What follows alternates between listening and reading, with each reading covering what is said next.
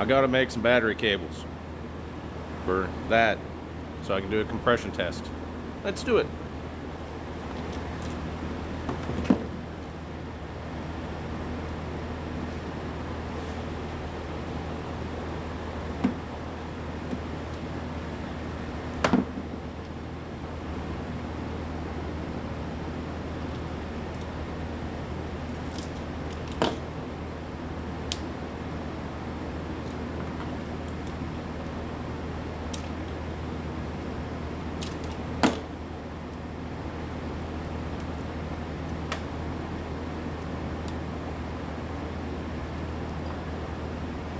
Lead, crimpable, 2 watt.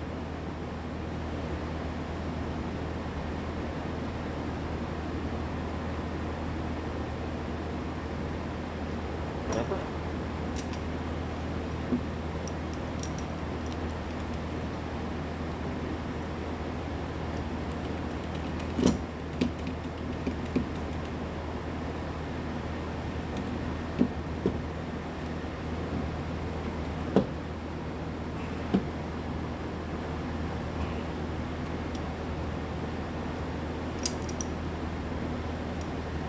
I'll just apologize in advance if this turns out shitty because I'm not watching this, I'm just doing this.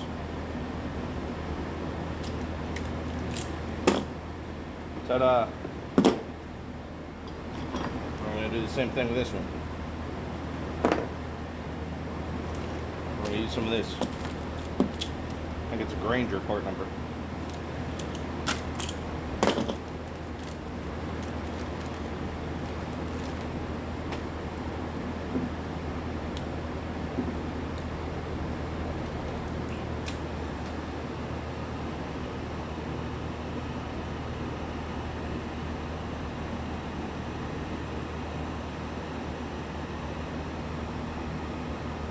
Pretty exciting.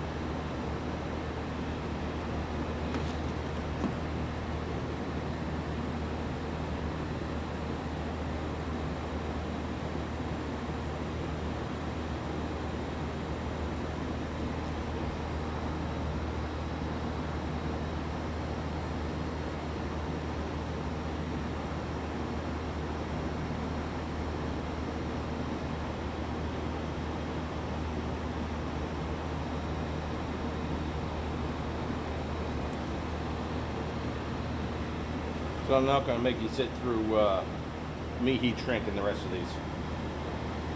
If you've seen this one time, you've seen it all the times.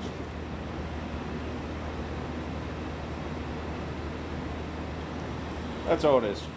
And these ones, I don't know if you can see, it has adhesive in there. As it melts, it glues itself together.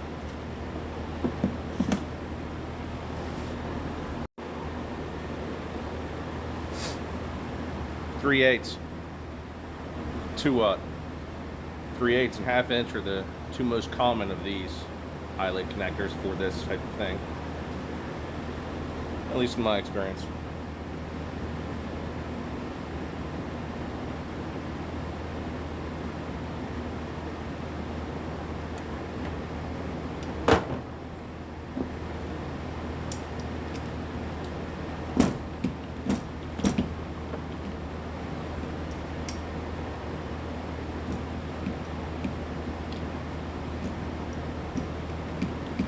Sometimes this can be a pain in the ass. Hydraulic crimper, definitely the way to go. I've used the hammer crimpers. I've destroyed 2 of them already. This hydraulic crimper, Amazon special.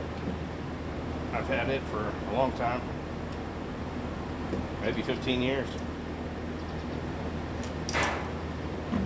There it is, crimped on there. Just put the heat shrink on there and melt it. I'm going to do the same thing with positive. Positive has a red stripe on it. You can get these in Universal also. I think they suck. I usually get red and black. Alright, we got the negative done.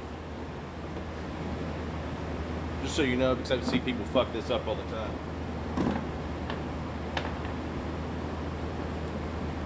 Terminal bolt and the nut, right?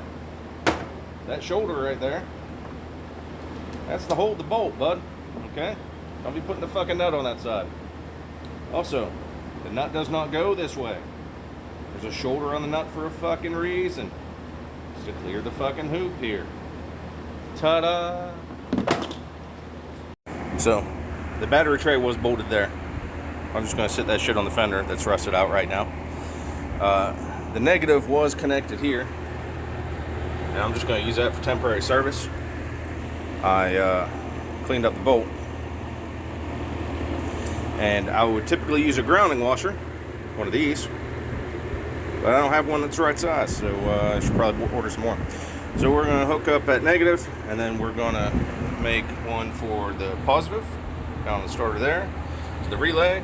I'm going to have to cut that one, the positive, because obviously that's a short run down there.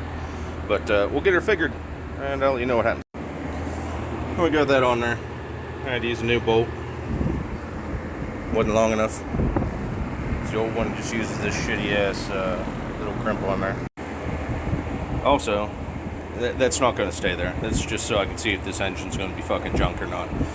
I'll probably end up putting a new one on the block, and that battery I'm probably going to end up putting under the bed. So in a favorable turn of events, I had this from an old project.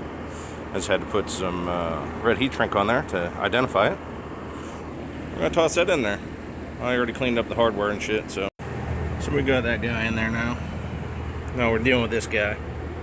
This is the come out of there. It's the original. Pretty nice. We got some wires here. That looks pretty nice too. Oh yeah, fuck yeah. I don't know anything about the electric in this truck. I don't even know if it cranks over, so I guess I'll fix that shit too. So while I was making up this positive cable, I mentioned that I have a hydraulic crimper now, but I used a hammer type before. That's a hammer type. You can tell this one's well used, has its mushroom and buster on the top. I've cleaned it up multiple times.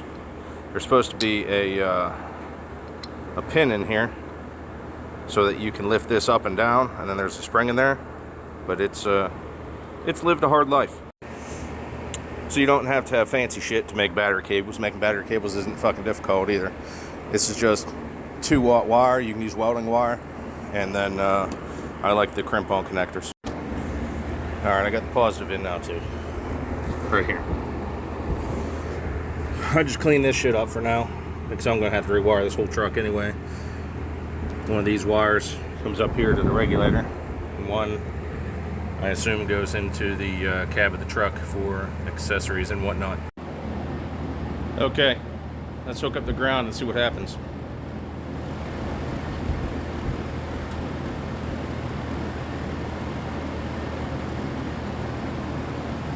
That was uneventful. Let's see if we can tap the starter and see if a key switch does anything.